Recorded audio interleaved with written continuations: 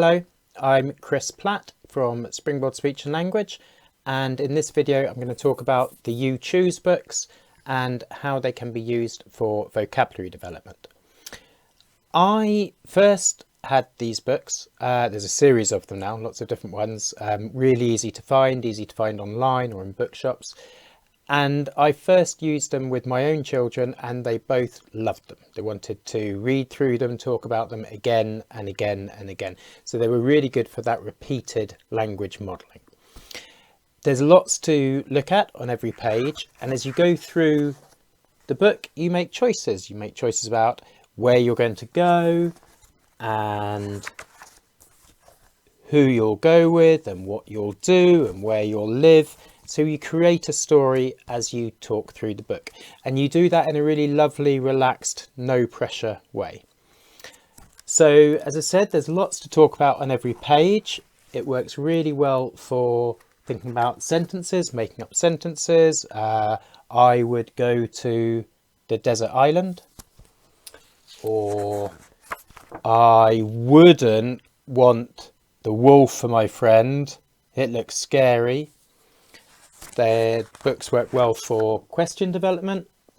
Where would you live? Or how would you get there? And of course they work well for storytelling because you're creating a story as you work through the book. And they also work brilliantly for vocabulary, for words, which is the focus of this video. I've made up this worksheet which talks about how to use the books for vocabulary development, and that's what I'm going to talk through now.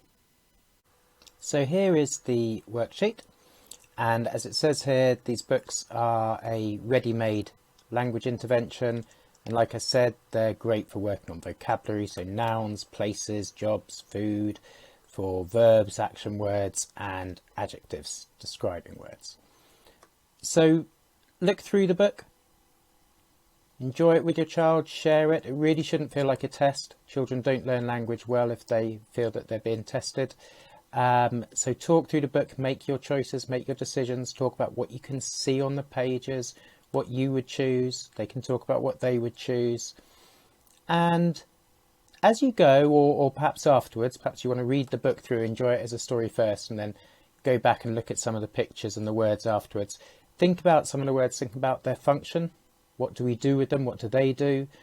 Describe the word. What does it look like? What would it feel like? Think about relationships between words. So what goes with socks? What would go on a table? Categories, all the things that we wear on our feet, or all the things we wear when it's cold. Is there anything else that can fly? And as you go through this, as you talk about the words, you talk about what you can see, you're likely to find words that your child doesn't know already, or that they might not know very well. So those are great words to talk about and to practice with your child, especially if they're the kind of words that you think are going to come up quite a lot. So a word like helicopter or tiger or something, or a word that a child is likely to hear a lot, come across a lot in other books and stories and things.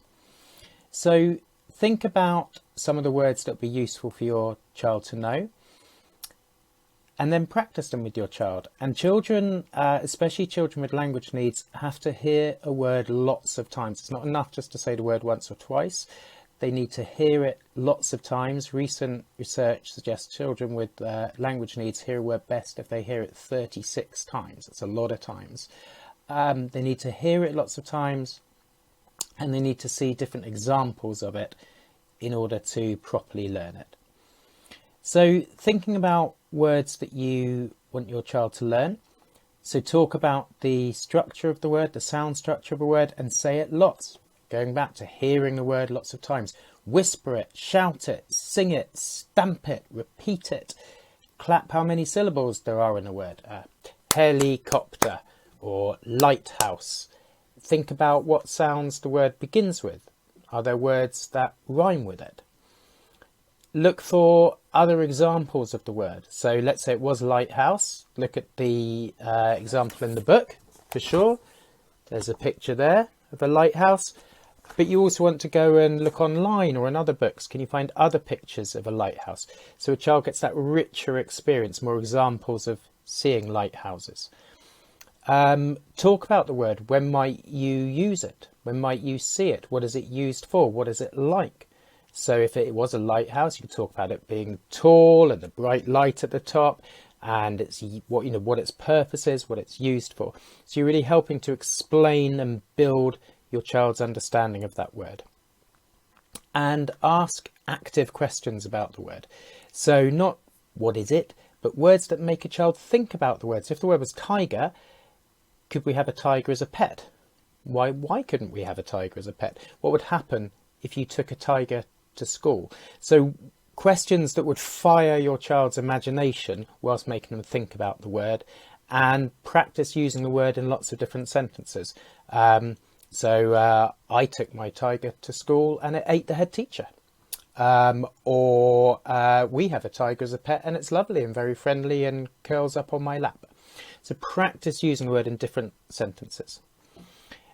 Top tips for when using the book: focus in on one category, one page at a time. So maybe talk through the book and then go back and look at one page or one category. And you might have to go back to the same page or category quite a few times, and that's fine. It's not something to rush through. Take your time with the book. Practice words that you are teaching with your child, that you want your child to know lots and lots, like we've said, and revisit them, revise them. If your child just learns a word on one day, it's likely to be forgotten a week later. So keep a book or a list of the words that you've taught, that you've practiced, and maybe every time you look through the book, choose 2 or 3 of the words that you've done previously and just revisit them, revise them. Encourage your child to explore and think about the word in different ways. Can they draw it? Can they think of an action that goes with it? Can you make up a story about that word with your child? And perhaps most importantly, keep it fun. Like I said, children don't learn words, they don't learn language well if they feel that it's a test. They do learn language well if they are interested and engaged and excited or amused by the word, and if they're having fun. So have fun, enjoy it, and I'll see you soon.